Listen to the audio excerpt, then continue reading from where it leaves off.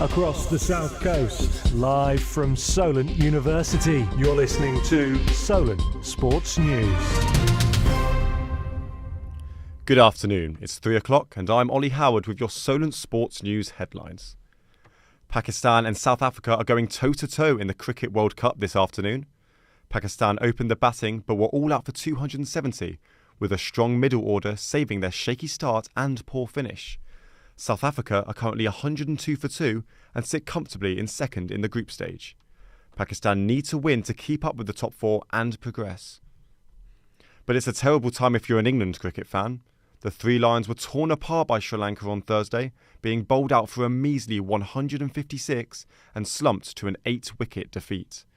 England must win all of their remaining 5 matches, including against unbeaten host India this weekend, to even stand a chance of progressing. Ivan Toney's ban for breaching betting rules is nearly over, but Sandro Tonali could be set for an even longer spell away from football. The Newcastle midfielder has a 10-month ban hanging over him, while Aston Villa's Nicolo Zaniolo is also being investigated. However, Eddie Howe says that his £55 million man will still be available against Wolves. We haven't had anything from the Italian authorities at the moment, so we're sort of in limbo really, waiting for that official confirmation to come through. I still think there's a few things that have to happen before the ban's imposed, so let's see. In football, the Europa and Conference League returned last night, which saw 4 English teams compete. Liverpool and Brighton secured wins, whilst West Ham suffered a 2-1 loss to Olympiacos and saw their 17-game unbeaten run come to an end in Europe.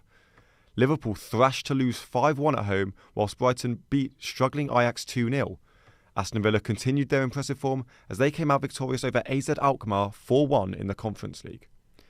Southampton will be looking to make it 6 games unbeaten when they welcome Wayne Rooney's Birmingham to St Mary's tomorrow. A dramatic late equaliser against Preston in midweek extended this run, and a win against the Blues could take them up to 3rd. Many clubs in non-league are at risk of being out of action this weekend. There's been lots of rainfall up and down the country as groundsmen and volunteers are doing all they can to ensure that their local teams play tomorrow. Today, we've got AFC Tottenham media team member Jamie Hale with us in the studio today.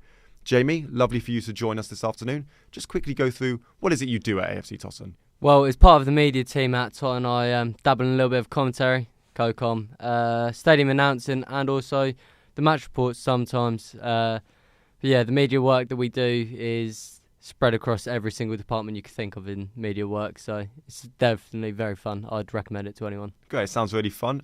Do you have any information on the game going ahead tomorrow? Obviously, AFC Tottenham host Merthyr Town in the first round proper of the FA Trophy. What do you have for us? Well, obviously the news around at the moment is, because of the heavy rainfall, is whether or not the game's going to go ahead tomorrow, whether or not it's just going to get almost rained off. Tomorrow we're having an inspection around 8:30 is what we're getting told, and we should have an answer out by about 9 a.m. But based off of the last week of football or so, the pitch has been incredibly wet and slippery, and our players in our team like Adam Tommaso and Benny Reid have ended up picking up injuries from the game on Wednesday. So we don't want to risk anything for the players' health, and I think we'll have a clear and obvious decision by about 9 a.m. tomorrow. Great, thanks very much, Jamie. Now to the Premier League, where Crystal Palace host Tottenham Hotspur in the first fixture on Friday night. Palace will be looking to bounce back from their 4-0 drubbing against Newcastle, whilst Tottenham aim to consolidate top spot in the league after their impressive start. Spurs manager Ange Postecoglou has been impressed with the way his team have been in attack this season. What's still getting us the goals is we've got great quality up there that's kind of contributing to that. But I still think the biggest area of growth for us will be, in our attacking side of the game. Manchester City manager Pep Guardiola has condemned the 2 fans who appeared to mock the death of former Manchester United player Sir Bobby Charlton. Guardiola and the club have distanced themselves from these fans, and the City boss believes that these fans do not represent the club in any way and criticise the effect that alcohol has on people. They don't represent us. So the alcohol make bad things in the people. What represent is Mike Summerby going to Old Trafford to sign the book on behalf of Manchester City. So we have a huge respect for Man United, and especially the icon, the figure from Sir Bobby Charlton. 29 goals in 38 games is what it takes for a Women's Footballer of the Year nomination. Sam Kerr is the female footballing frontrunner for this prestigious annual award after winning both the FA Cup and Women's Super League with Chelsea. She's up against other nominees such as Spain's Aitana Bonmati, who was the best player at the Women's World Cup, and Sweden's Fridolina Rofo. England stormed past Canada in Women's XV1 series last night in the rugby. The tie ended 45-12, with Lark Atkin-Davis scoring 4 of the England's 7 tries. After claiming a maximum 10 points from their opening 2 games, the Red Roses are in prime position to win the tournament.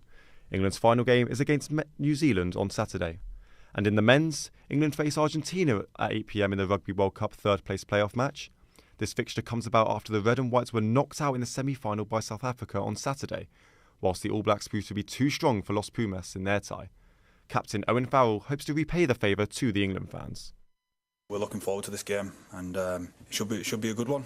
We want to make sure we do the England fans proud again, hopefully. So we're looking forward to it. It's the battle of the baddest tomorrow. The WBC heavyweight world champion Tyson Fury takes on the former UFC heavyweight world champion Francis Ngannou. Fury will have to overcome one of the hardest hitting combat fighters in Ngannou before he faces Alexander Usyk in their rumoured bout in December. The Gypsy King is in fine spirits and eager to fight twice this year. Why not? I've not even had a fight this year, so get to him before the end of the year. That'd be fantastic, wouldn't it? I'll be playing that song, I'm driving home for Christmas. I'm back in the UK till Christmas Eve, late Christmas Eve. The SBD World Log Lifting Championships return to Southampton this week.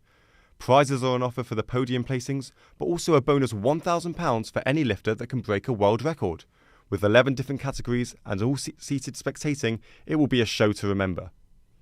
LeBron James and Anthony Davis fought hard to help the LA Lakers come back for a 195 win over the Phoenix Suns in the NBA. Davis grabbed 30 points and 12 rebounds before James scored 21 points, 10 of which were scored in the final quarter, to push their side up to 7th in the Western Conference. That's all from us today. I'll be back in an hour's time. Goodbye.